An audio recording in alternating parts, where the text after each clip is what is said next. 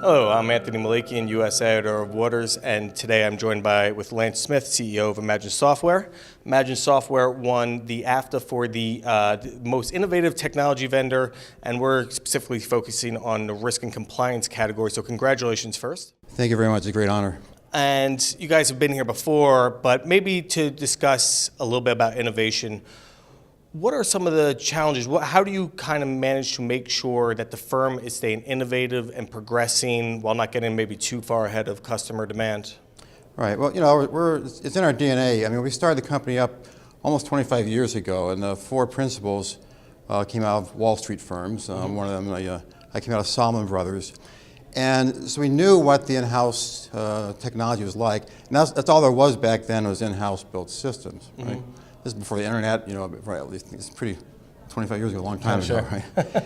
And so we knew coming out of the box that we'd have to be better than the in-house systems. So we knew the weaknesses, we knew the inflexibility of them, that sort of thing. So it was very important to be innovative from day one. And so it was actually a lot of fun back then. It still is fun, but it was great because we were able to rethink things and approach things from a new perspective. Okay. So that was an important part of we've had that in our culture from day one. Okay. Now, along the way, we've learned a lot from our clients, right? And it's really important to listen to your clients, because innovation is great, but you shouldn't innovate in an ivory tower, right? You can totally miss the mark. Absolutely. So we pay attention to what our clients ask for, but with a grain of salt. They might come to us and say, "You got to build this thing exactly this way," and we say, "Well, hold on a second. What problem are you trying to solve?" Because we're the software experts, right? And so we want to build something that can solve that problem and maybe other problems as well, and can be extensible down the line when new challenges arise. So, so it's really listening to your clients, but actually engaging with them, more a collaborative kind of thing. Okay. Looking over the last 12 months, perhaps, innovation it's a big topic. It's a big word. Can you give a specific example of maybe something that you've done, something that you rolled out over the last 12 months that you're most proud of? Yeah, sure. I want to make one point, though, is innovation. If you want to be like I said, we've been around for almost 25 years now. If we didn't innovate along the way, we wouldn't be here anymore. I mean, just think how much the industry has changed in 25 years, both the financial industry as well as software. Yeah, so it's really important. So this last year, we rolled out something called RRC. It's not a sexy name, but it stands for Real-Time Risk and Compliance. And so it's targeted towards big institutions that have very high volumes, millions of positions, millions of trades coming in, real-time prices streaming in, and things like banks, FCMs, clearing firms, prime brokers, right? So over the last several years, the risk bar from the regulators has really been raised a lot. Now they need real-time risk, okay? So this RSC is a fantastic product. It's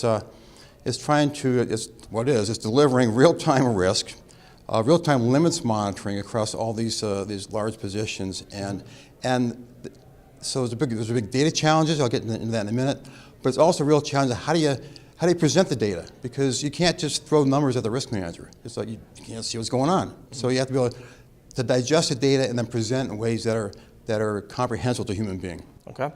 And then looking ahead as we move into 2018, there's obviously a lot of big regulatory challenges, stuff like that people are facing, but where do you kind of see your roadmap going for development? What are kind of going to be some of the key areas of focus for you? Right. Okay. Well, margin's a big area for us. We have a margin embedded in our RSC product, and both for in-house margin as well as exchange margin. And so there's more exchange to be added to it, so we'll continue along down that path. So that will be complete over the next 3 months or so. So that margin's a big piece of it. There's also, we have something called analytics as a service. So what we've done is we have this great risk engine that's been honed over the last 25 years working with some of the best firms in the world, and again, incorporating the client IDs like I mentioned before. And that risk engine, we're just looking for different ways of delivering it. So no longer like a desktop, we've kind of I call it headless risk. So we actually pull the analytics out of it, and we now have the ability to write apps on top of our platform. So these apps can feed dashboards, they can feed client portals. So a lot of our big clients want to provide portals to their clients, so see what their margin is, what their risk looks like in their positions. So it's a big attraction for us. So that's another big area. And then there's other stuff popping up, like cryptocurrencies. You see all these exchanges now are going to list futures on on the various Bitcoins. And so that's an area that we're going to be supporting as well. Okay. And then finally, you talked about the solution. Maybe touch on the data management. You mentioned it before, but I want to give you an opportunity to talk a little bit about the data aspect of your offering and how you're trying to help your clients. That's huge. That's one of the biggest pieces. What happened was back in year 2000, we launched an ASP service. So it was like the first cloud offering. It wasn't called the cloud back then, of course. Sure.